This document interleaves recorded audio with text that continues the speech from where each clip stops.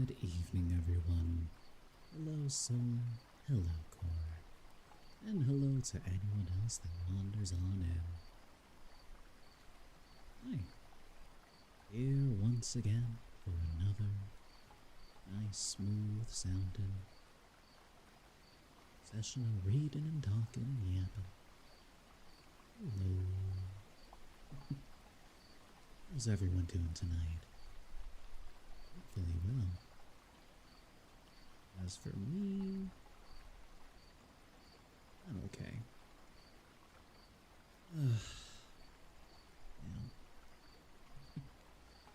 There are things to look forward to and things that I'm really not. So I started a new training this week because in 2 weeks from now, my manager is going to go on vacation to Hawaii. And that's great. Very glad for her being able to do that. But the problem is that I am basically going to have to help her assistant manager when it comes to all the work that those two do. And unfortunately, I do a lot.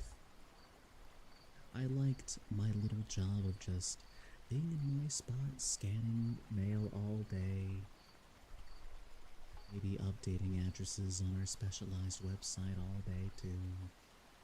Like quick, easy, mind-numbing, but you know, it's easy. But now, I'm gonna have to take all the mail that we get, organize it, separate it, scan it all in, mark it down, and then have to distribute it to the people in the building that need to get it. I'm not looking forward to that.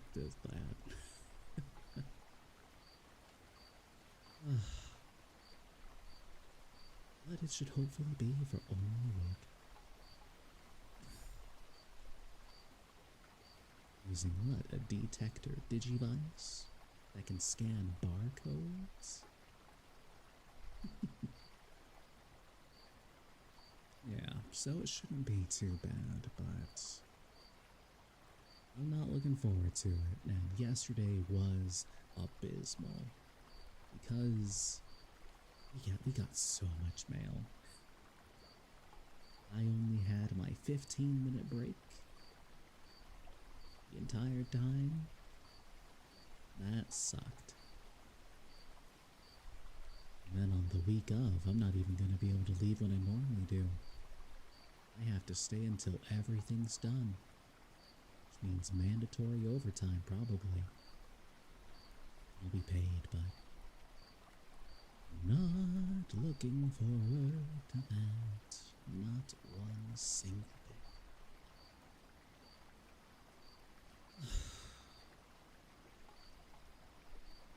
At what cost? My sanity. Honestly, I've had overtime always accessible to me in that company, but like, I don't like it. I just want to escape as soon as I can. I'm like, oh, 8 hours? Cool. A few minutes early? Yep, I'm out. I can take a small hit to money. I want to go home, relax, probably stream, maybe not. Oh well. But here we are, ready to have another nice, gentle reading night where we don't have to worry about the outside world and all those things. How's the dog? Check's good. He's still a silly little guy, still completely adorable. Free me. I mean, the main way of being free is the obvious one of, you know, this becoming sustainable, which, if it does, cool. If it doesn't, it's fun to do. little hobby. I guess the main thing to do would be to get into voice acting. My dream, my passion. Take on projects. Myself out there. Am I gonna send more pics for? I can do that. It's been a while. I think I've taken some more pictures, but we shall see. For now, though, I think I've yapped on long enough. And we're going to go ahead and begin with Queen of Sorcery, Book 2 in the Belgariad series. Fair enough. So, we're going to go ahead and begin with Chapter 9. If you've missed the other chapters or the other book, the VODs are always available on YouTube. Anyways, let's begin. This is on. Wipe out.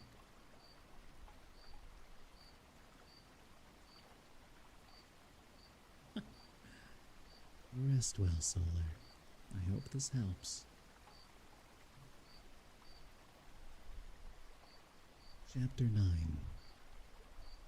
The wind picked up again shortly before dawn, and was blowing briskly by the time the sky over the low foothills to the east began to lighten. Arian was numb with exhaustion by then, and his mind had drifted into an almost dreamlike trance. The faces of his companions all seemed strange to him as the pale light began to grow stronger. At times, he even forgot why they rode. He seemed caught in a company of grim-faced strangers, pounding along a road to nowhere through a bleak, featureless landscape, with their wind-whipped cloaks flying dark behind them, like the clouds scuttling low and dirty overhead. A peculiar idea began to take hold of him. Strangers were somehow his captors, and they were taking him away from his real friends. The idea seemed to grow stronger the farther they rode, and he began to be afraid. Suddenly, without knowing why, he wheeled his horse and broke away, plunging off the side of the road and across the open field beside it. "Arian!" A woman's voice called sharply from behind, but he set his heels to his horse's flanks and sped even faster across the rough field. One of them was chasing him, a frightening man in black leather, with a shaved head and a dark lock at his crown flowing behind him in the wind. In a panic, Arian kicked at his horse, trying to make the beast run even faster. The fearsome rider behind him closed the gap quickly and seized the reins from his hands. "What are you doing?" he demanded harshly. Arian stared at him, unable to answer. Then, the woman in the blue cloak was there, and the others not far behind her. She dismounted quickly and stood looking at him with a stern face. She was tall for a woman, and her face was cold and imperious. Her hair was very dark, and there was a single white lock at her brow. Arian trembled. The woman made him terribly afraid. "Get down off that horse," she commanded. "Gently pull," the silvery-haired old man with an evil face said. A huge red-bearded giant rode closer, threatening, and Garion, almost sobbing with fright, slid down from his horse. "Come here," the woman ordered. Falteringly, Garion approached her. "Give me your hand," she said. Hesitantly, he lifted his hand, and she took his wrist firmly. She opened his fingers to reveal the ugly mark on his palm that he seemed to always have hated, and then put his hand against the white lock in her hair. "And pull," he gasped, the nightmare suddenly dropping away. She put her arms about him tightly and held him for some time. Strangely, he was not even embarrassed by that display of affection in front of the others. "This is serious, Father," she told Mr. Wolf. "What happened, Garion?" Wolf asked, his voice calm. "I don't know," Garion replied. "It was as if I didn't know any of you and you were my enemies, and all I wanted to do was run away and try to get back to my real friends." "Are you still wearing the amulet I gave you?" "Yes." "Have you had it off at any time since I gave it to you?" "Just once," Garion admitted, "when I took a bath in the Tolnedron hostel." Wolf sighed. "You can't take it off," he said. "Not ever. Not for any reason. You can take it out from under your tunic." Garion drew out the silver pendant with the strange design on it. The old man took a medallion out from under his own tunic.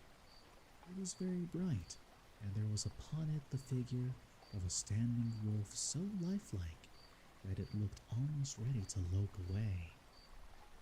Aunt Pole, with one arm still about Garion's shoulders, drew a similar amulet out of her bodice.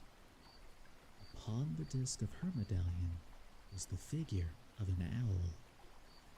"Hold it in your right hand, dear," she instructed, firmly closing Garion's fingers over the pendant. Then, holding her amulet in her own right hand, she placed her left hand over his closed fist.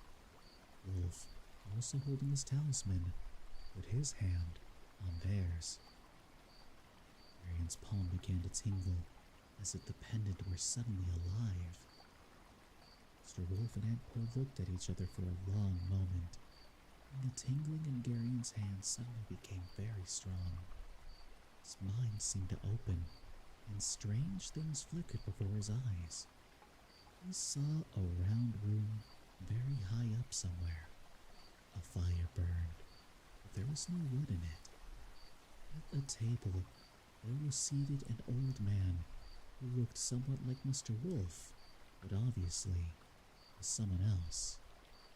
He seemed to be looking directly at Garion, and his eyes were kindly, even affectionate. Garion was suddenly overwhelmed with a consuming love for the old man. "That should be enough," Wolf judged, releasing Garion's hand. "Who was the old man?" Garion asked. "My master," Wolf replied. "What happened?" Wernick asked, his face concerned. "It's probably better not to talk about it," Aunt Pole said. "Do you think you could build a fire? It's time for breakfast." "There are some trees over there where we can get out of the wind," Wernick suggested. They all remounted and rode toward the trees. After they had eaten, they sat by the small fire for a while. They were tired, and none of them felt quite up to facing the blustery morning again.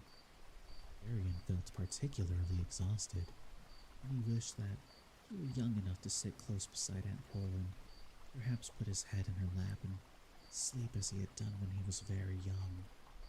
The strange thing that had happened made him feel very much alone and more than a little frightened.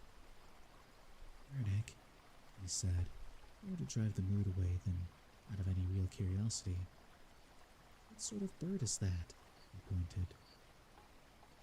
"Raven, I think," Wernick answered, looking at the birds circling above them. "I thought so too," Garion said. "But they don't usually circle, do they?" Wernick frowned. "Maybe it's watching something on the ground?" "How long has it been up there?" Wolf asked, squinting up at the large bird. "I think I first saw it when we were crossing the field," Garion told him. Mr. Wolf glanced over at Aunt Pole. "What do you think?" She looked up from one of Garion's stockings she had been mending. "We'll see." Her face took on a strange, probing expression. Arian felt a peculiar tingling again. On an impulse, he tried to push his own mind out toward the bird. Arian? Antipole said without looking at him. Stop that. I'm sorry.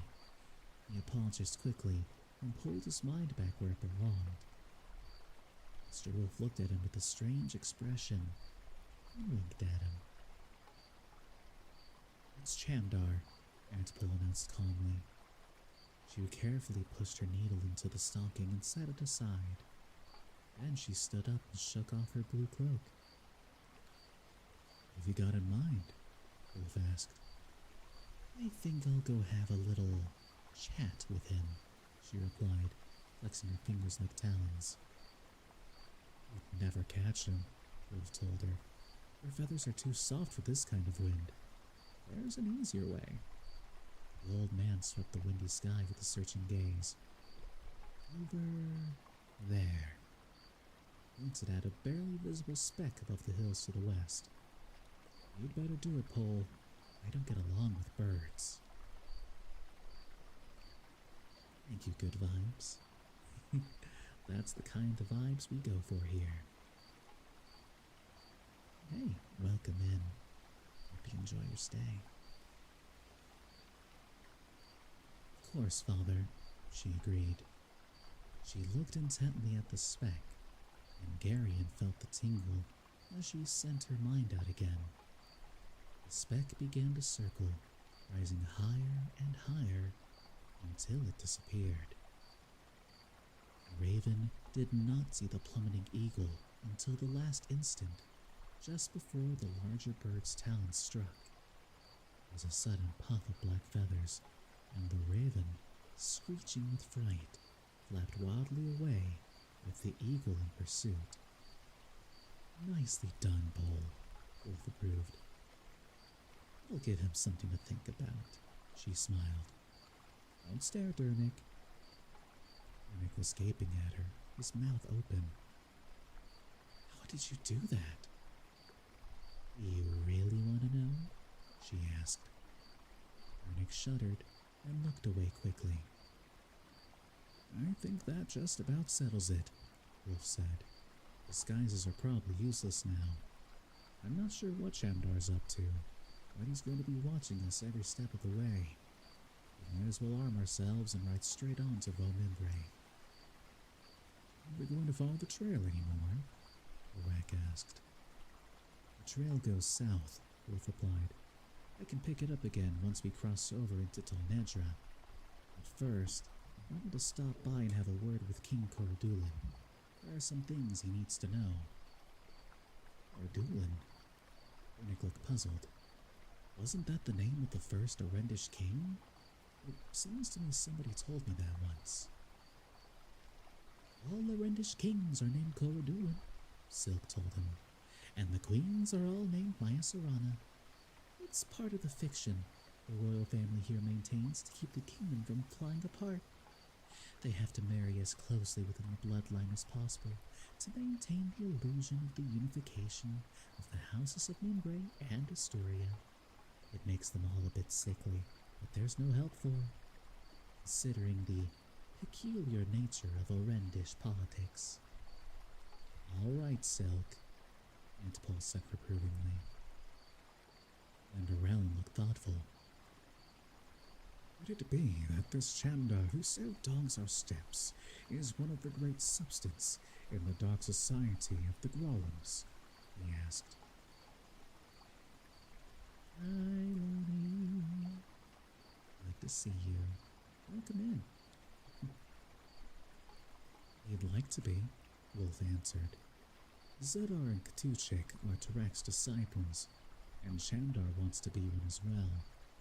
He's always been Katuchik's agent, but he may believe that this is his chance to move up in the Grolum hierarchy. Katuchik's very old, and he spends all his time in the temple of Tarak at Rek Cathol. Maybe Chamdar thinks it's time that someone else became high priest. Is Tarak's body at Rek Cathol? Silk asked quickly. Mr. Wolf shrugged. Nobody knows for sure, but I doubt it. After Zedar carried him away from the battlefield at Vomimbre, I don't think he'd have been just handed over to Katuchik.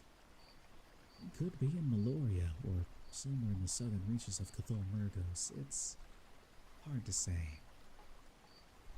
But at the moment, Chamdar's the one we have to worry about, Sil concluded. Not if we keep moving, Wolf told him. Better get moving then, Korak said, standing up. And a lovely little pause. By mid-morning, the heavy clouds had begun to break up, and patches of blue sky showed here and there. Enormous pillars of sunlight stalked ponderously across the rolling fields that waited, damp and expectant, for the first touches of spring. Yeah, we're on chapter 9. And Duralin in the lead, they had ridden hard and had covered a good 6 leagues. Finally, they slowed to a walk to allow their steaming horses to rest. I agree. How much farther is it to Vomimbre, Grandfather? Varian asked, pulling his horse in beside Mr. Wolf. 60 leagues at least, Wolf answered, probably closer to 80. It's a long way. Varian winced as he shifted in his saddle. Yes. I'm sorry I ran away like that back there, Varian apologized. It wasn't your fault. Chamdar was playing games. Why did he pick me? Would he have done the same thing to Durnik or Korak? Mr. Wolf looked at him. You're younger, more susceptible. It's not really it, is it? Varian accused. No, Wolf admitted. Not really. But it's an answer, of sorts. This is another one of those things you aren't going to tell me, isn't it? I suppose you could say that, Wolf answered blandly. Varian sulked about that for a while, but Mr. Wolf rode on, seemingly unconcerned by the boy's reproachful silence. They stopped that night at a Dolnedran hostel, which, like all of them, was plain, adequate, and expensive. Next morning, the sky had cleared, except for billowy patches of white cloud scampering before the brisk wind. The sight of the sun made them all feel better, and there was even some bantering between Silk and Barak as they rode along, something Garion hadn't heard in all the weeks they'd spent traveling under the gloomy skies of northern Arendia. Duralin, however, scarcely spoke that morning, and his face grew more somber with each passing mile. He was not wearing his armor, but instead a mail suit and a deep blue surcoat. His head was bare, and the wind tugged at his curly hair. On a nearby hilltop, a bleak-looking castle brooded down at them as they passed, its grim high walls and haughty-looking. Its grim walls high and haughty-looking, there we go. Duralin seemed to avoid looking at it, and his face became even more melancholy. Varian found it difficult to make up his mind about Mandorellan. He was honest enough with himself to admit that much of his thinking was still clouded by Lildorn's prejudices. He didn't really want to like Mandorellan, but aside from habitual gloominess, which seemed characteristic of all Arans, and the studied and involuted archaism of the man's speech, and his towering self-confidence, there seemed little actually to dislike. A half-league along the road from the castle, a ruin sat at the top of a long rise. It was not much more than a single wall, with a high archway in the center and broken columns on either side. Near the ruin, a woman sat on horseback, her dark red cape flowing in the wind. Without a word, almost without seeming to think about it, Mandorellan turned his war horse from the road and cantered up the rise toward the woman, who watched his approach without any seeming surprise, but also with no particular pleasure. "Where's he going?" Rack asked. "She's an acquaintance of his," Mr. Wolf said dryly. "Are we supposed to wait for him?" "He can catch up with us," Wolf replied. And Aurelin had stopped his horse near the woman and dismounted. He bowed to her and held out his hand to help her down from her horse. They walked together toward the ruin, not touching, but walking very close with each other. They stopped beneath the archway and talked. Behind the ruin, clouds raced in the windy sky, and their enormous shadows swept uncaring across the mournful fields of Arendia. "I should have taken a different route," Wolf said. "Wasn't thinking, I guess." "Is there some problem?" Rennick asked. "Nothing unusual. In Arendia," Wolf answered. "I suppose it's my fault. Sometimes I forget the kind of things that can happen to young people." "The cryptic father," Antpole told him. "It's very irritating. Is this something we should know about?" Wolf shrugged. "It isn't any secret," he replied. "Half of Arendia knows about it. A whole generation of Arendish virgins cry themselves to sleep every night over it." "Father!" Antpole snapped exasperatedly. "All right," Wolf said. "When Mandarellan was about Garion's age, he showed a great deal of promise. Strong, courageous, not too bright, the qualities that make a good knight. His father asked me for advice, and I made arrangements for the young man to live for a while with the Baron of Vtuber. That's his castle back there. The Baron had an enormous reputation, and he provided Mandarellan with the kind of instruction he needed. Mandarellan and the Baron became almost like father and son, since the Baron was quite a bit older. Everything was going along fine until the Baron got married. His bride, however, was much younger, about Mandarellan's age." "I think I see where this is going," Rennick remarked disapprovingly. "Not exactly," Wolf disagreed. "After the honeymoon, the Baron returned to his customary nightly pursuits and left a very bored young lady wandering around his castle. It's a situation with all kinds of interesting possibilities.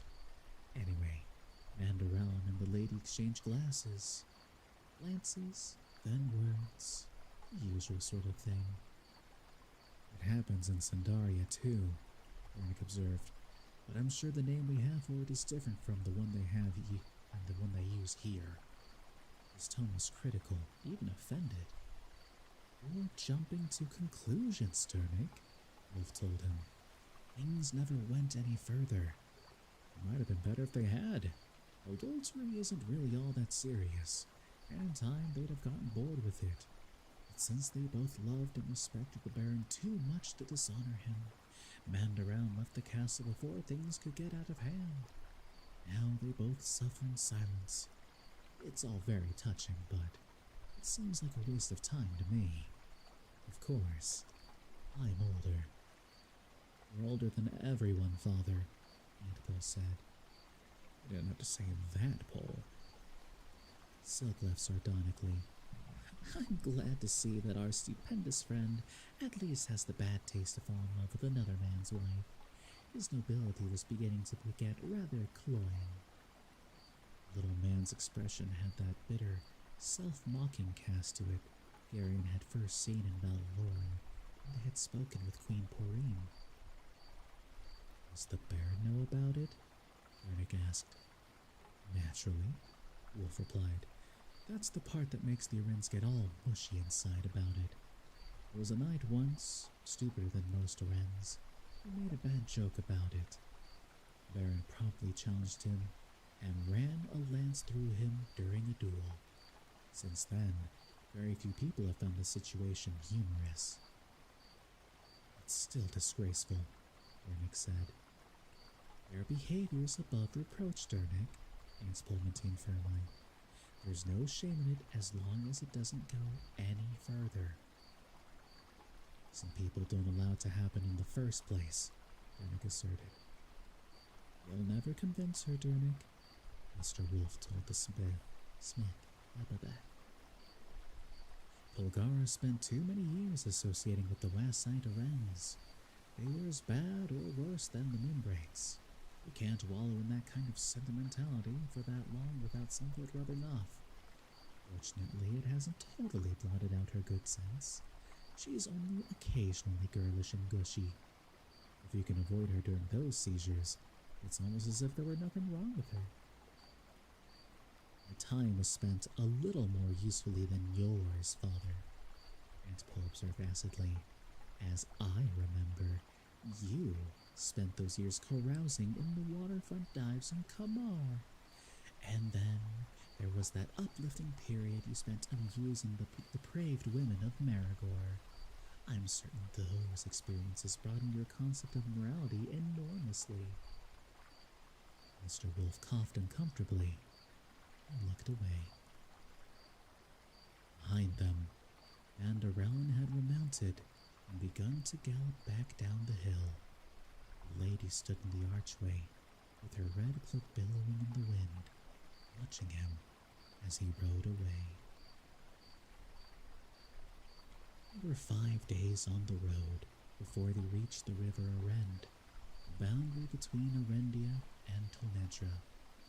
The weather improved as they moved farther south, and by the morning, when they reached the hill overlooking the river, it was almost warm. The sun was very bright, and a few fleecy clouds raced overhead in the fresh breeze. The high road to Vomembre branches to the left just over there, Mandarelle remarked. Yes, Wolf said. Let's go down into that grove near the river and make ourselves a bit more presentable. Appearances are very important in Vomembre, and we don't want to arrive looking like vagabonds. 3 brown-robed and hooded figures stood humbly at the crossroads, their faces down, and their hands held out in supplication. Mr. Wolf reined in his horse and approached them. He spoke with them briefly, and gave each a coin. Who are they? Varian asked. Monks from Marterin, Silk replied. Where's that? It's a monastery in southeastern Tonedra, where Marigor used to be, Silk told him. The monks try to comfort the spirits of the Marigs. Mr. Wolf motioned to them, and they rode on past the 3 humble figures at the roadside. They say that no Murgos have passed here in the last 2 weeks. Are you sure you can believe them? Vidar asked. Probably. The monks won't lie to anybody. Then they'll tell anybody who comes by that we've passed here? Dornick asked. Wolf nodded. They'll answer any questions to anybody puts to them. That unsavory habit, the rat grunted darkly. Mr. Wolf shrugged and led the way among the trees beside the river. That's ought to do, he decided, dismounting in the grassy glade. He waited while the others climbed down from their horses. All right, he told them. We're going to Vomembre. I want you all to be careful about what you say there. Mimbrates are very touchy, and the slightest word can be taken as an insult. I think you should wear the white robe Fulrek gave you, Father, Antpol interrupted, pulling open one of the packs. Please, Paul, Wolf said. I'm trying to explain something. They heard you, Father. You tend to belabor things too much. She held up the white robe and looked at it critically. You should have folded it more carefully. You've wrinkled it. I'm not going to wear that thing, he declared flatly. Yes, you are, Father, she told him sweetly. We might have to argue about it for an hour or two, but you'll wind up wearing it in the end anyway. Why not just save yourself all the time and aggravation? It's silly, he complained. Lots of things are silly, Father. I know the Arens better than you do. You'll get more respect if you look the part. And Arelin and Hetar and Barak will wear their armor. Bernick and Sylvan Garion can wear the doublets Barak gave them in Sendar. I will wear my blue gown, and you'll wear the white robe. I insist, Father. You what? Now listen here, Pole. Still, Father, she said absently, examining Garion's blue doublet. Wolf's face darkened, and his eyes bulged dangerously. Is there something else? She asked with a level gaze. Mr. Wolf let it drop. He's as wise as they say he is, Silk observed.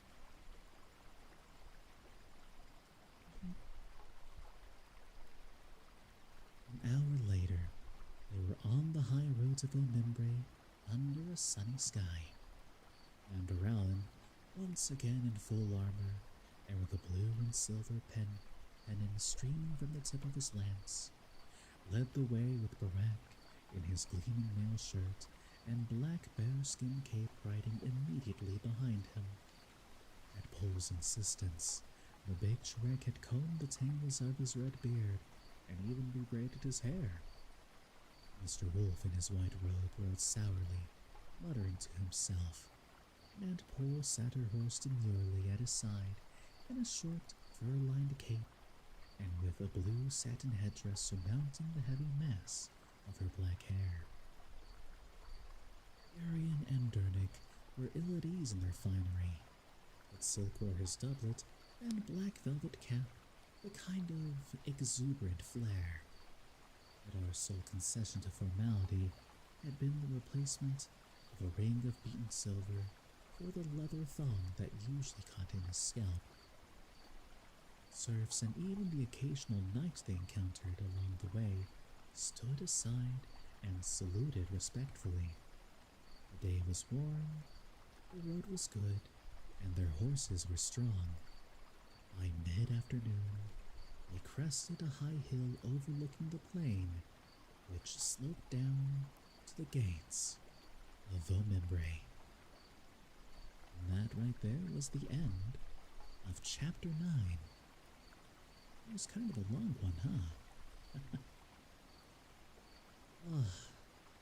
We had magic, bird fights, saucy drama. And Julie, you're here just in time for me to say, be right back. As I do with every chapter, it takes some time to stop and drink some water. Now, gotta stay hydrated. So if you haven't already, now's a good time to get up, maybe stretch those legs, get something to drink, and come back down and relax. So everyone, see you all in a bit.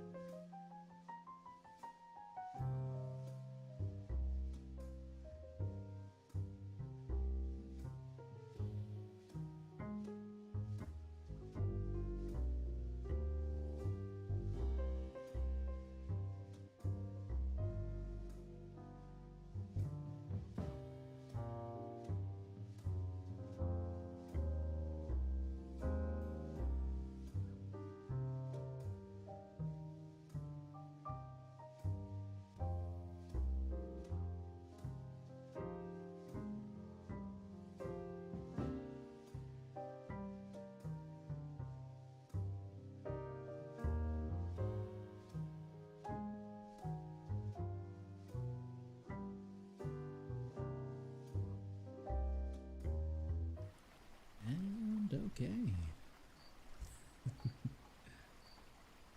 Hello, everyone. I am back. It is always good to just rehydrate and drink some water. Oh, I am curious. What is everyone's favorite drink? If you had a choice, I were to say,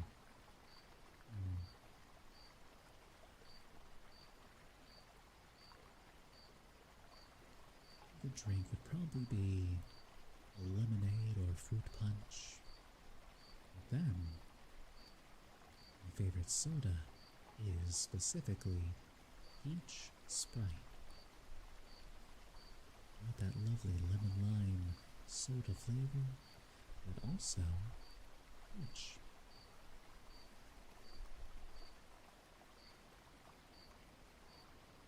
Quite nice. Dr. Pepper. I do like Dr. Pepper as well. It's quite nice.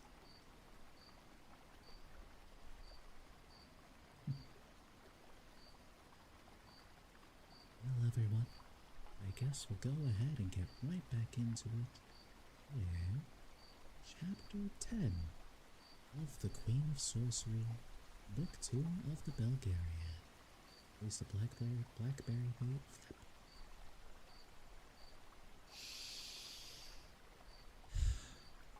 Blackberry flavor 1.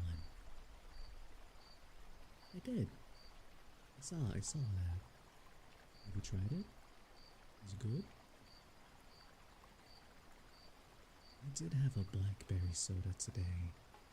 It was very, very strong. Actually, it was black cherry. That's why it was strong. Hello, Roxy. Good evening and good to see you. Welcome in. How are you doing? Seen in the market? You might have it in those soda machines that have all the flavors. Maybe give it a look there. Those tend to have a lot of unique things. Alright, let's get back into Chapter 10.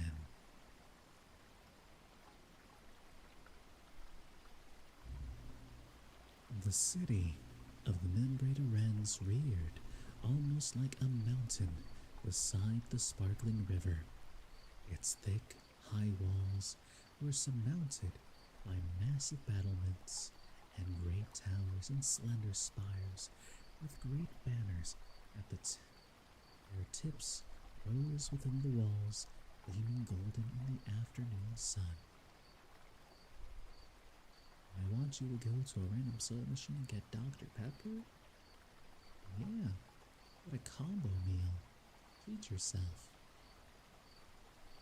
If possible.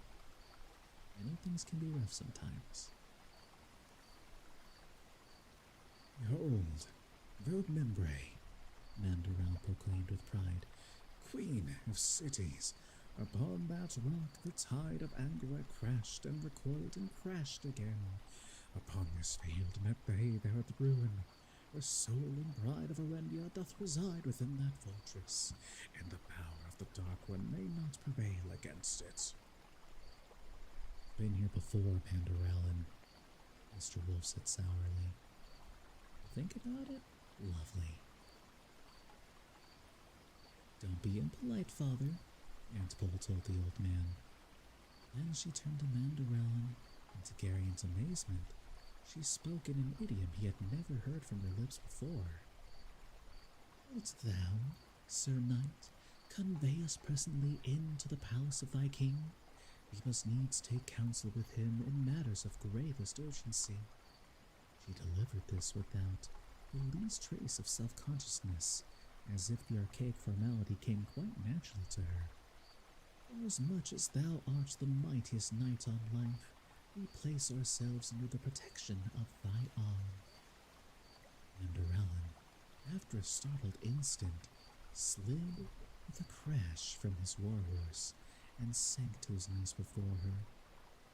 "My Lady Polgara," replied in a voice throbbing with respect, with reverence even. "I accept thy charge, and will convey thee safely unto King Corydon. Should any man question thy paramount right to the king's attention, I shall prove his folly upon his body." Aunt Pole smiled at him encouragingly, and he vaulted into his saddle with a clang and led the way at a rolling trot, his whole bearing seething with a willingness to do battle. "What's that about?" Wolf asked. "Mandarel needed something to take his mind off his troubles," she replied. "He's been out of sorts for the last few days." As they drew closer to the city, Arian could see the stars on the great walls where heavy stones from the Angarak catapults had struck the unyielding rock. The battlements high above were chipped and pitted from the impact of showers of steel-tipped arrows. Some archway that led into the city revealed the incredible thickness of the walls, and its iron-bound gate was massive. They clattered through the archway and into the narrow, crooked streets. The people they passed seemed for the most part to be commoners, who quickly moved aside. The faces of the men in dun-colored tunics and the women in patched dresses were dull and uncurious. "You seem very interested in us," Arian commented quietly to Dernick. "I don't think the ordinary people and the gentry pay much attention to each other here," Dernick replied. "We live side by side, but they don't know anything about each other. Maybe that's what's wrong with Orendia." Arian nodded soberly. Although the commoners were indifferent, the nobles at the palace seemed afire with curiosity. Word of the party's entrance into the city apparently had raced ahead of them through the narrow streets, and the windows and parapets of the palace were alive with people in brightly colored clothes. "Abate thy pace, Sir Knight," a tall man with dark hair and beard, wearing a black velvet surcoat over his polished mail, called down from the parapet to Mandaralin as they clattered into the broad plaza before the palace. "Lift thy visor so I may know thee." Mandaralin stopped in amazement before the closed gate and raised his visor. "What discourtesy is this?" he demanded. "I am, as all the world knows, Mandaralin, Baron of Vomandor. Surely thou canst see my crest upon the face of my shield."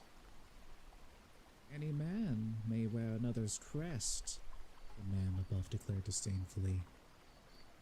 Mandaralin's face darkened.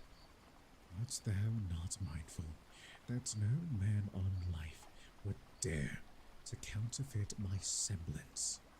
he asked in a dangerous tone. "Sir Anderig," another knight on the parapet told the dark-haired man, "this is indeed Sir Mandaralin. I met him on the field of a great tourney last year, and our meeting caused me a broken shoulder and put a ringing in my ears which hath not yet subsided." "Ah," Sir Anderig replied, "since thou wilt vouch for him, Sir Helbergin, I will admit that this is indeed the bastard of Omandor." "Going to have to do something about that one of these days," Iraq said quietly to Mandaralin. "It would seem so," Mandaralin replied. "Who, however, are these others with thee who seek admittance, Sir Knight?" Anderig demanded. "I will not cause the gates to open for foreign strangers." Mandaralin straightened in his saddle. "Behold," he announced in a voice that could probably be heard all over the city, "I bring you honor beyond measure. Fling wide the palace gates, and prepare one and all to make obeisance. You look upon the holy face of Belgarath the sorcerer, the eternal man, and upon the divine countenance of his daughter, the Lady Pulgara, who have come to Vomembre to consult with the King of Arendia on diverse matters. Isn't that a little overdone? Arian whispered to Aunt Pole. It's customary, dear, she replied placidly. When you're dealing with the Wrens, you have to be a little extravagant to get their attention.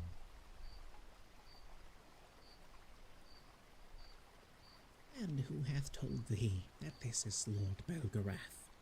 Andric asked with the faintest hint of a sneer. I will bend no knee for an unproved vagabond. Must thou question my words, Sir Knight? And the realm returned in an ominously quiet voice. And wilt thou then come down and put thy doubt to the test? Or perhaps that thou wouldst prefer to cringe dog-like behind thy parapet and yap at thy betters? Oh, that was very good, Rex said admiringly. Mandarellin grinned tightly at the big man.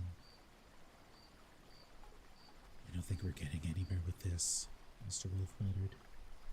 It looks like I'll have to prove something to this skeptic if we're ever going to get in to see Corydulin. He slid down from his saddle and thoughtfully removed a twig from his horse's tail, picked up somewhere during their journey. Then he strolled to the center of the plaza and stood there in his gleaming white robe. Sir Knight, he called up mildly to Anderig, you're a cautious man, I see. That's a good quality, but it can be carried too far. I am hardly a child, old man, the dark-haired knight replied in a tone hovering on the verge of insult, and I only believe in what mine own eye hath confirmed. Must be a sad thing to believe so little, Wolf observed. He bent then, and inserted the twig he'd been holding between two of the broad granite flagstones at his feet. He stepped back a pace and stretched his hand out above the twig, his face curiously gentle. I'm going to do you a favor, Sir Anderig, he announced. I'm going to restore your faith. Watch closely. And then he spoke a single soft word that Garion couldn't quite hear, but which set off the now familiar surge and a faint roaring sound. At first, nothing happened. Then, the two flagstones began to buckle upward with a grinding sound as the twig grew visibly thicker and began to reach up toward Mr. Wolf's outstretched hand. There were gasps from the palace walls as branches began to sprout from the twig as it grew. Wolf raised his hand higher, and the twig obediently grew at his gesture, its branches broadening.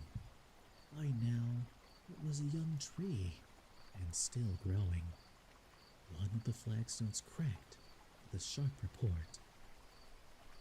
There was an absolute silence as every eye fixed in awed fascination on the tree. Mr. Wolf held out both hands and turned them until the palms were up. Hi, Jam Jam. Good to see you. How are you doing? He spoke again, and the tips of the branches swelled and began to bud. You're back from Uppy's court, huh? Then the tree burst into flower, its blossoms a delicate pink and white. Apple, wouldn't you say, Paul? Wolf asked over his shoulder. It appears to be, Father, she replied. He patted the tree fondly, and then turned back to the dark-haired knight who had sunk, white-faced and trembling, to his knees.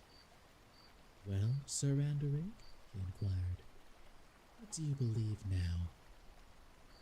Please forgive me, Holy Belgarath, Anderig begged in a strangled voice. Mr. Wolf drew himself up and spoke sternly. Jam Jam got her uppies? Well, that sounds lovely, Jam Jam. These are always nice. Mr. Wolf drew himself up and spoke sternly, his words slipping into a measured cadences of the membered idiom as easily as Aunt Pearl's had earlier. I charge thee, Sir Knight, to care for this tree. It hath grown here to renew thy faith and trust. Thy debt to it must be paid with tender and loving attention to its needs. In time, it will bear fruit, and thou wilt gather the fruit, and give it freely to any who ask it of thee. For thy soul's sake, thou wilt refuse none, no matter how humble. As the tree gives freely, so shalt thou. That's a nice touch, Aunt Pull approved. Wolf winked at her. I will too, even as thou hast commanded me, holy Belgarath, Sir Anderic choked. I pledged my heart to it. Mr. Wolf returned to his horse. At least he'll do one useful thing with his life, he muttered. After that, there was no further discussion. The palace gate creaked open, and they all rode into the inner courtyard and dismounted. Mandarellen led them past kneeling and even sobbing nobles who reached out to touch Mr. Wolf's robe as he passed.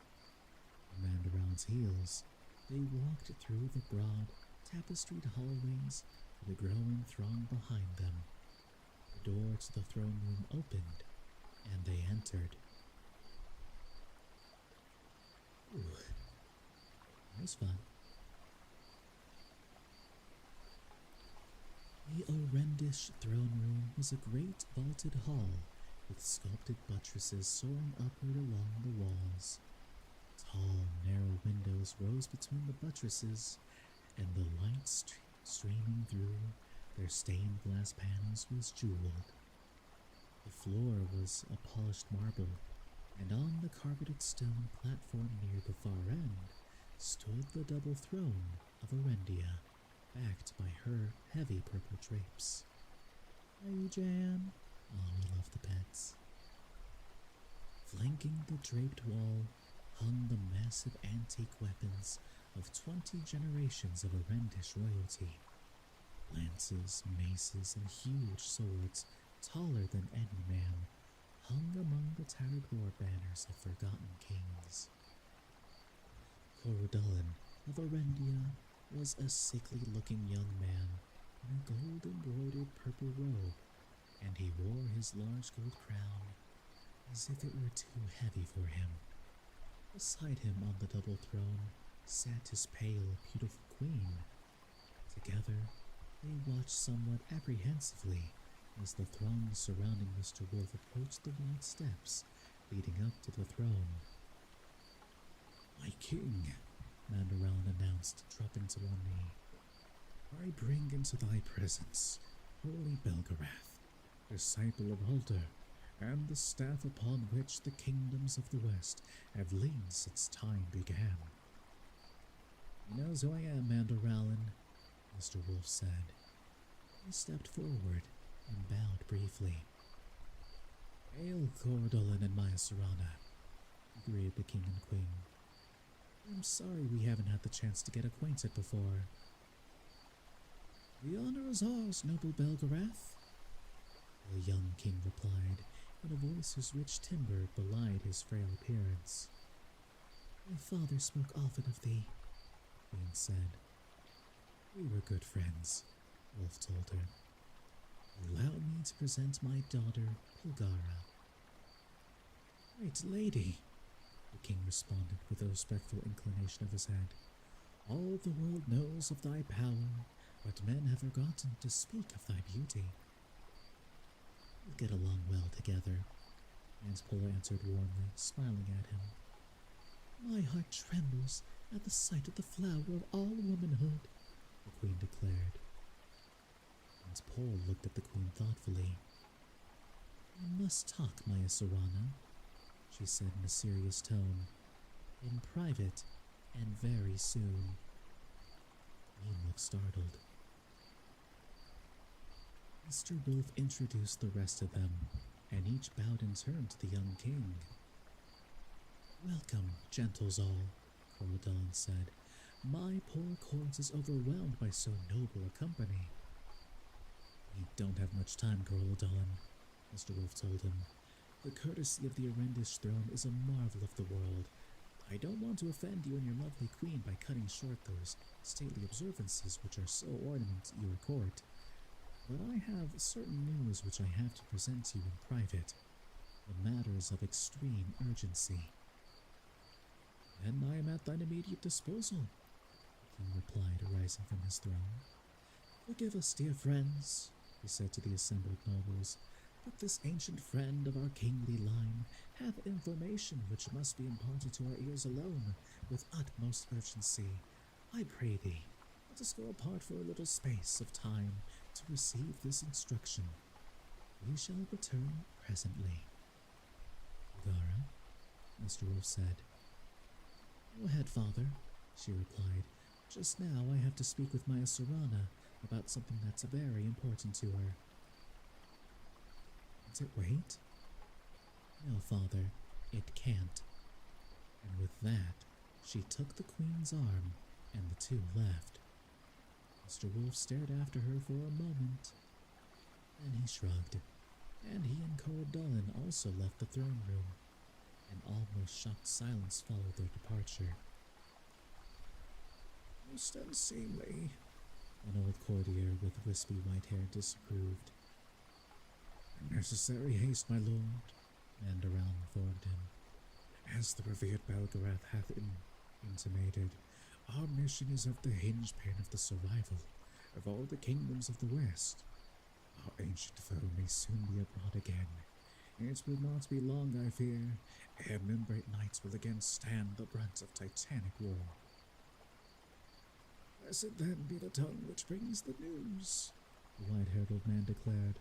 "I had feared that I had seen my last battle, and would die abed in my dotage. I thank great Chalden that I still have my vigor, and that my prowess is undiminished by the passage of a mere 80 years.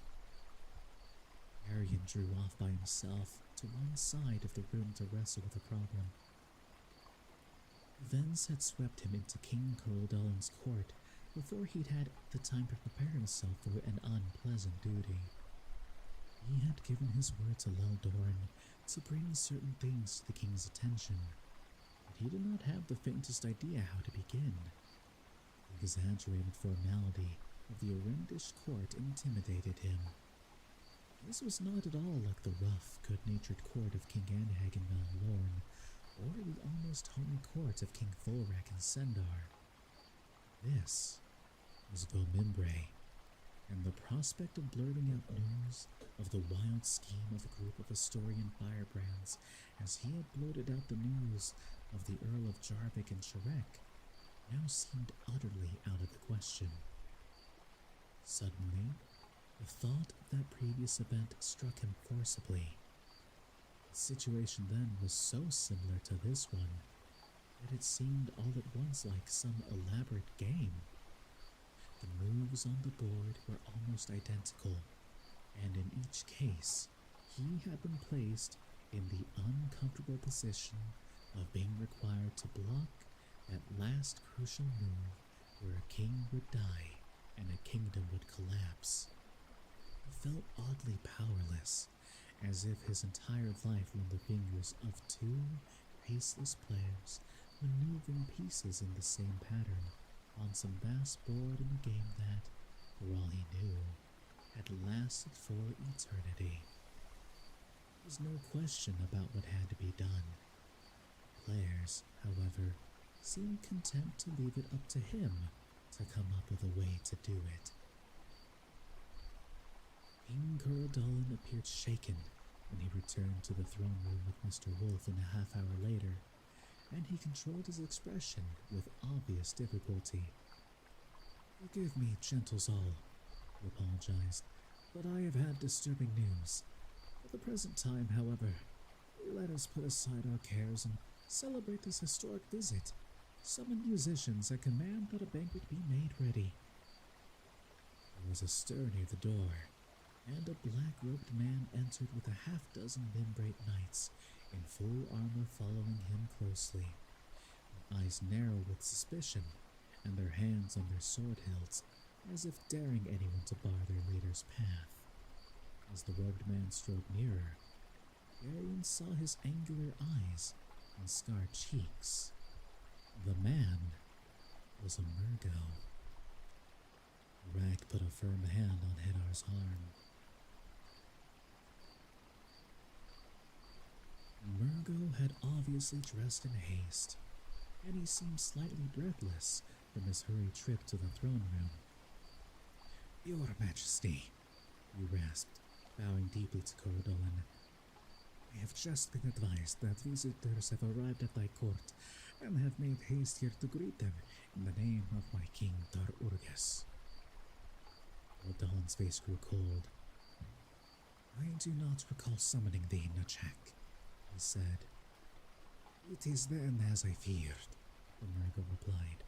"These messengers have spoken ill of my race, seeking to dissever the friendship which doth exist between the thrones of Arendia and of Cthulmurgos.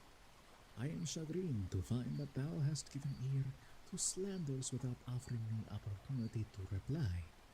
Is this just, August Majesty?" "Who is this?" Mr. Wolf asked Cordolan. "Jack," the king replied, "the ambassador of Cthulmurgos. Shall I introduce him to the Ancient One?" "That won't be necessary," Mr. Wolf answered bleakly. "Every Murgo alive knows who I am. Mothers in Cthulmurgos frighten their children into obedience by mentioning my name." "But I am not a child, old man," the Jack sneered. "I am not afraid of you." "That could be a serious failing," Silk observed. Murgo's name had struck Garion almost like a blow. As he looked at the scarred face of the man who had so misled Leldorn and his friends, he realized that the players had once again moved their pieces into that last crucial position, and that who would win and who would lose once again depended entirely on him. "What lies have you told the king?" Nachak was demanding of Mr. Wolf. "No lies, Nachak," Wolf told him. "Just the truth. That should be enough." "I protest, Your Majesty," Nachak appealed to the king. "I protest in the strongest manner possible. All the world knows of his hatred for my people. How can you allow him to poison your mind against us?" "You forgot the these and thous this time," Silk commented slyly. "He's excited," Varric replied. "Murgos get clumsy when they're excited. It's one of their shortcomings." "Lords," Nachak spat. "That's right, Murgo," Varric said coldly. He was still holding Hidar's arm. Nachak looked at them, and then his eyes widened as he seemed to see Hedar for the first time. He recoiled from the Algar's hate-filled stare, and his half-dozen knights closed protectively around him. "Your Majesty," he rasped, "I know that man to be Hedar of Algeria, a known murderer. I demand that you arrest him." "Demand, Nachak?" the king asked with a dangerous glint in his eyes. "Thou wilt present demands to me in my own court." "Forgive me, Your Majesty," Nachak apologized quickly. "The sight of that animal so disturbed me that I forgot myself." "It'd be wise to leave now, Nachak," Mr. Wolf recommended. "It's really not a good idea for a Murgo to be alone in the presence of so many Alorans. Accidents have a way of happening under such conditions." "Grandfather," Garion said urgently, without knowing exactly why. He knew that it was time to speak. Nachak must not be allowed to leave the throne room. The faceless players had made their final moves, and the game must end here. Grandfather, he repeated, there's something I have to tell you. Not now, Garion. Wolf was still looking with hard eyes at the Murgo. It's important, Grandfather.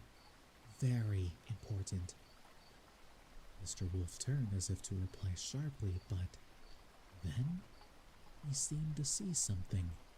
Something that no one else in the throne room could see. And his eyes widened in momentary amazement. You're right, Garion, he said in a strangely quiet voice. Go ahead. Some men are planning to kill the king of Erendia. Nachak's one of them. Garion had said it louder than he'd intended, and a sudden silence fell over the throne room at his words. Nachak's face went pale, and his hand moved involuntarily toward his sword hilt, then froze. Garion was suddenly aware of Barak hulking just behind him, and Hedar, grim as death in black leather, towering beside him. Chak stepped back and made a quick gesture to the steel-clad knights. Quickly, they formed a protective ring around him, their hands on their weapon. I won't stay and listen to such slander, Murgo declared. I have not yet given thee my permission to withdraw, Nachak, Rodolin informed him coolly. I require thy presence yet a while. The young king's face was stern, and his eyes bored into the Murgo's. Then, turned to Garion. I would hear more of this. Speak truthfully, lad, and fear not reprisal from any man for thy words. Garion drew a deep breath and spoke carefully. I don't really know all the details, Your Majesty, he explained. I found out about it by accident. Hey, Ketchup. Thanks for the raid. And everyone from Ketchup Stream, welcome in. Hello. For those of you that don't know me, I am Cassian Radley. Sometimes I do ASMR where I read books, and other times I play games. But Ketchup, how was your stream? What were you up to? Were you doing some ASMR tonight, or were you playing some games? You always do play some interesting things, my friend.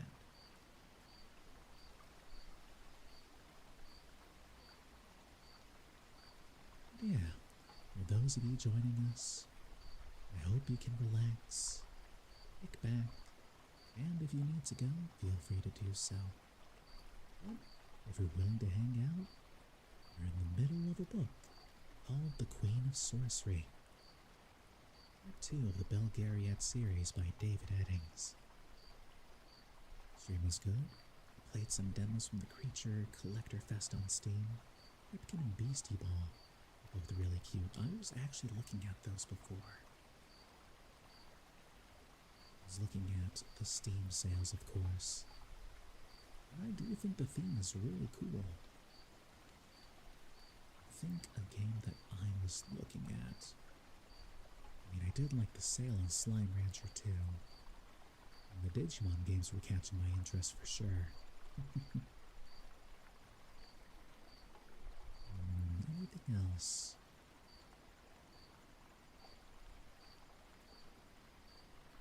I have a lot of them already.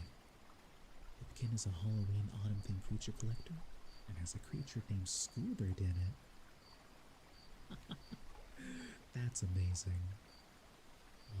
Scoobert. Oh, Bugsnax is on sale too. That's fun. And what a good theme. Beastie Ball is a game where your creatures play volleyball instead of fighting. Oh, that's lovely. I actually used to play volleyball back in the day. And Space Hemp, thank you for following. Welcome in. Do enjoy your stay. Oh, that would have been fun. get that game later. But that is awesome to hear. And hey, again, welcome in. Get back, relax, maybe drink something, and we will get right back in to reading the book, as we've just reached a very interesting scene, where a conspiracy to kill the king has just been revealed in front of the perpetrator himself. And sent to you, gonna lurk? Sounds good, Spacehead. Enjoy your lurk.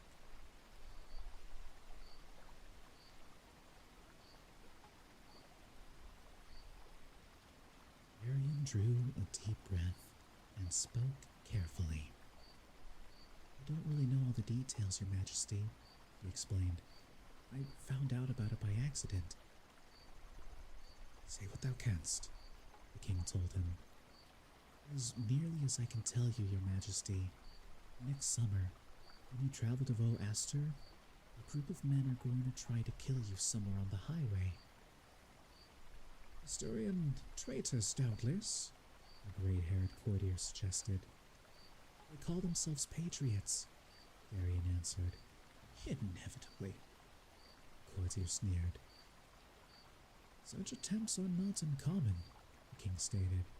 We will take steps to guard against them. I thank thee for this information.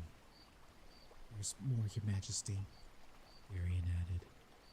When they attack, they're going to be wearing the uniforms of Tolnetran legionnaires. Silk whistled sharply. The whole idea is to make your neighbors believe that you've been killed by the Tolnetrans, Arian continued. These men are sure that Membri will immediately declare war on the Empire, and that as soon as that happens, the legions will march in. Then, when everybody here is involved in war, they're going to announce that Astoria is no longer subject to the Arendish throne. They're sure that the rest of Astoria will follow them at that point. I see, the king replied thoughtfully. 'Tis a well-conceived plan, with a subtlety uncharacteristic of our wild-eyed Asturian brothers. But I have yet heard nothing linking the emissary of Tar Urgis with this treason. The whole plan was his, Your Majesty. He gave them all the details and the gold to buy the Tolnetran uniforms and to encourage other people to join them. He lies, Nachak burst out. Thou shalt have opportunity to reply, Nachak, King advised him. He turned back to Garion. Let us pursue this matter further. How camest thou by this knowledge? I can't say, Your Majesty, Garion replied painfully. I gave my word not to. One of the men told me about it to prove that he was my friend. He put his life in my hands to show how much he trusted me. I can't betray him. My loyalty speaks well of the young Garion, the king commended him. If thine accusation against the Murgo ambassador is most grave, without violating thy trust, canst thou provide corroboration? Hopelessly, Garion shook his head. This is a serious matter, Your Majesty, Nachak declared. I am the personal representative of Taur Urgas. This Langurchin is Belgareth's creature, and his wild, unsubstantiated story is an obvious attempt to discredit me and to drive a wedge between the thrones of Orendia and Cathol Murgos. This accusation must not be allowed to stand. The boy must be forced to identify his imaginary brothers or to admit that he lies. No worry, Ketchup. You better get some good food and swap that laundry. Take care, and thanks again for the raid. See you later. The food's tasty, too. He hath given his pledge, Nachak, the king pointed out. He says so, Your Majesty, Nachak replied with a sneer. Let us put him to the test. An hour on the the rack may persuade him to speak freely.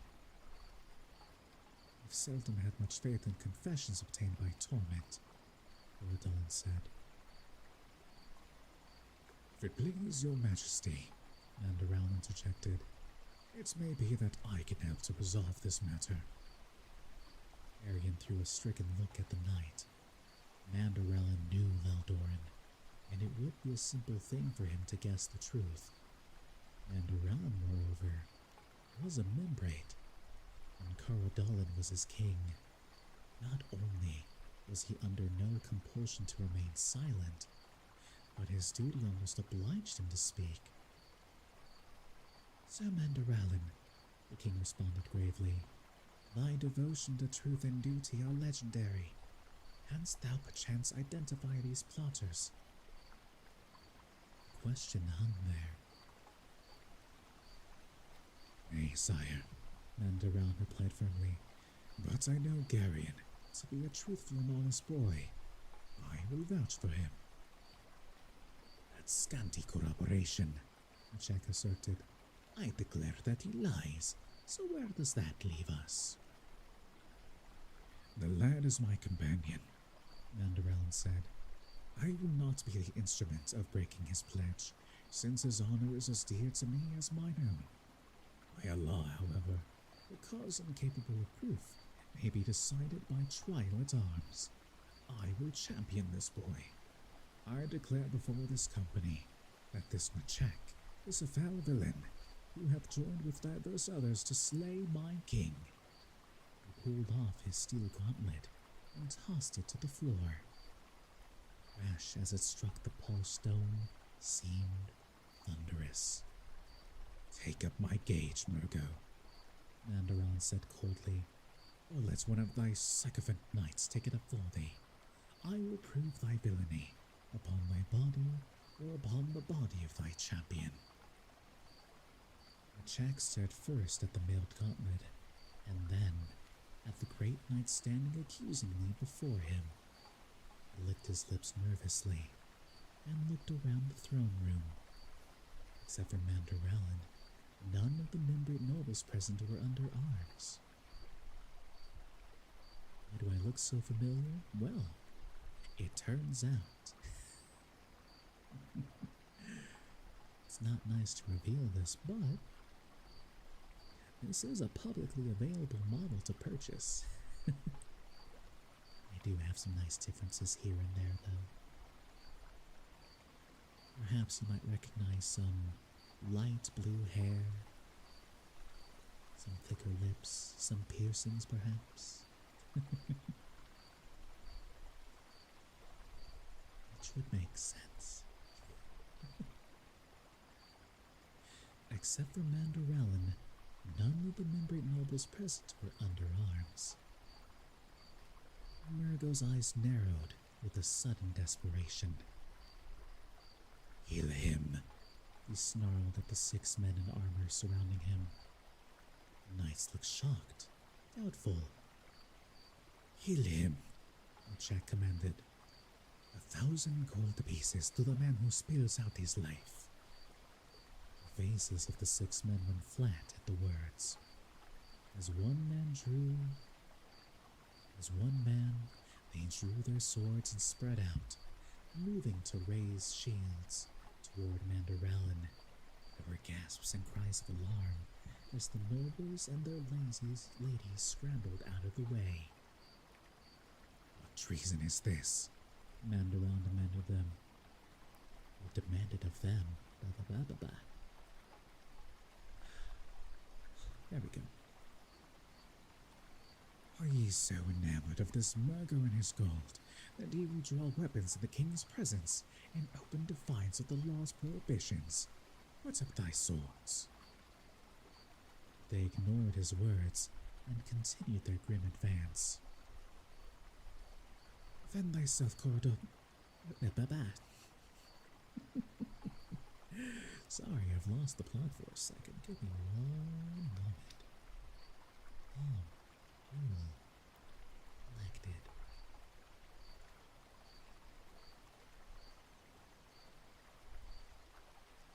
Rehydrated.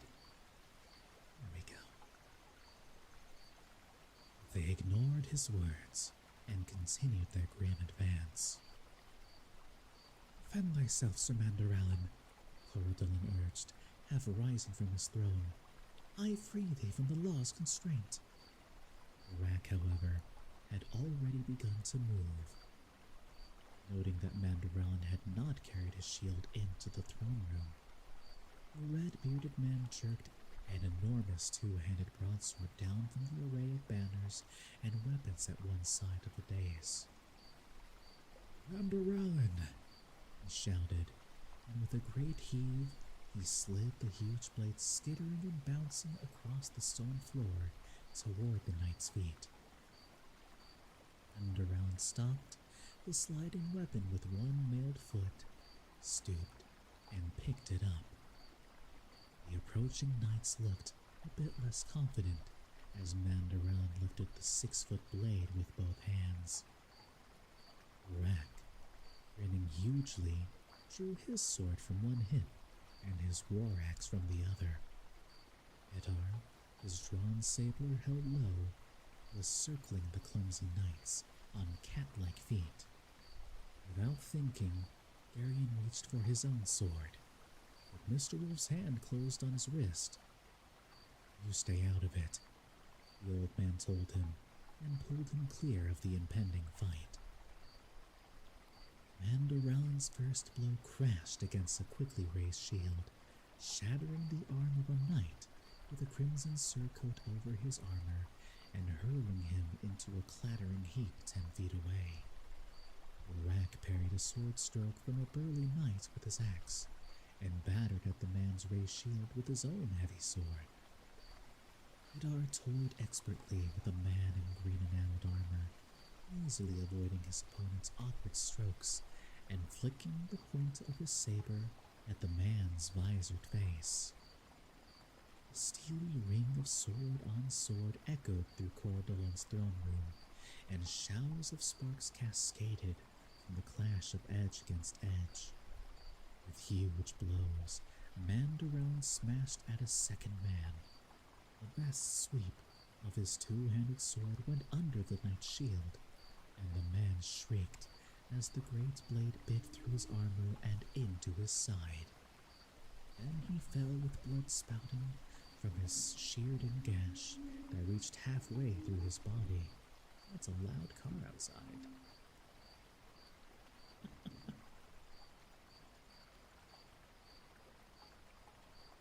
Gosh, speaking of sputtering, that thing's just...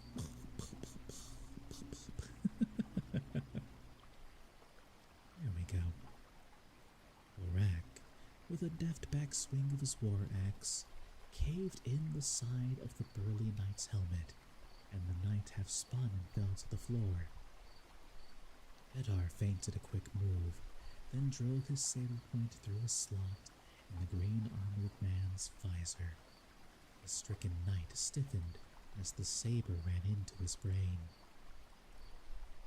As the melee surged across the polished floor, the nobles and ladies scurried this way and that to avoid being overrun by the struggling men. Jack watched with dismay as his knights were systematically destroyed before his eyes. Then, quite suddenly, he turned and fled. "He's getting away!" Arion shouted, but Hedar was already in pursuit, his dreadful face and blood-smeared saber melting the courtiers and their screaming ladies out of his path as he ran to cut off Nachak's flight.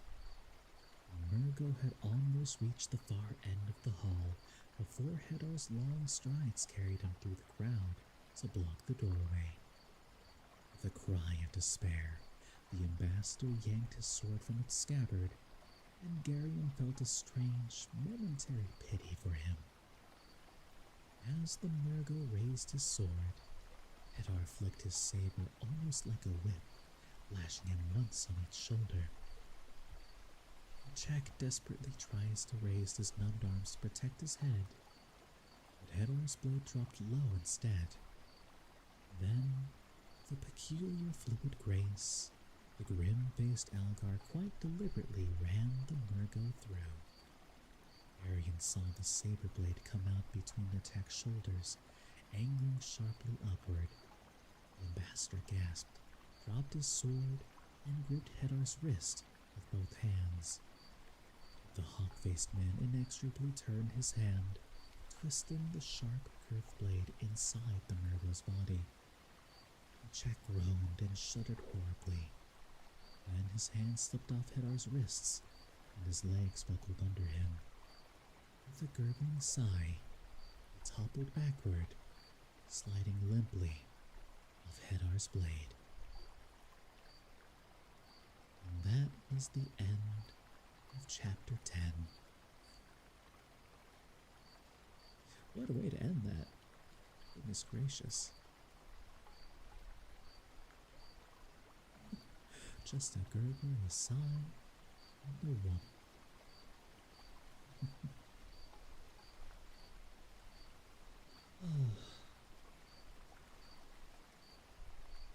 Night is unfortunately young, but alas. I think that is going to be where I decide to end it for tonight. I think I'm going to go ahead and send you all towards someone else.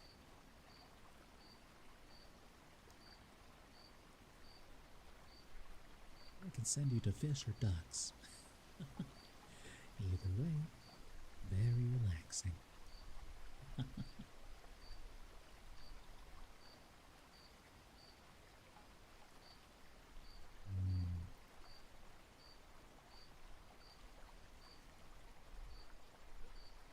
think I'll send you to someone.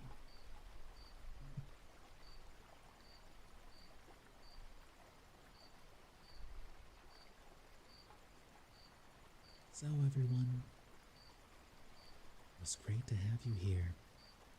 Thank you all for coming by, and I hope you enjoyed the stories. We'll go ahead and continue more probably on Thursday. I'll either keep reading or I'm gonna play a horror game.